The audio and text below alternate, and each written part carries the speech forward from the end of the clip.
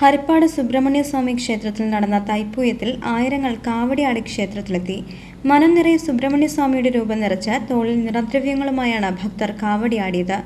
ഹരിപ്പാടും സമീപ പ്രദേശങ്ങളിൽ നിന്നുമായാണ് സ്വാമിമാർ കാവടിയേന്തി ക്ഷേത്രത്തിൽ എഴുന്നള്ളിയത്. ചൊവ്വാഴ്ച പുലർച്ചെ 4 മണിയോടെ ക്ഷേത്രത്തിൽ കാവടി അഭിഷേകം തുടങ്ങി.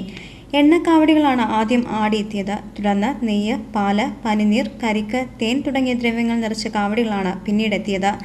വൈകുന്നേരം പുഷ്പം, ഭസ്മം, കുങ്കുമ എന്നിവ നിറച്ച കാവടികളും ക്ഷേത്രത്തിൽ എത്തിച്ചേർന്നു. ഒരു ദിവസം മുഴുവൻ നീളുന്ന കാവടി വരവും അഭിഷേകവുമാണ് ഹരിപ്പാട് ശ്രീ സുബ്രഹ്മണ്യ സ്വാമി ക്ഷേത്രത്തിന്റെ തൈപ്പൂയത്തിന്റെ സവിശേഷത.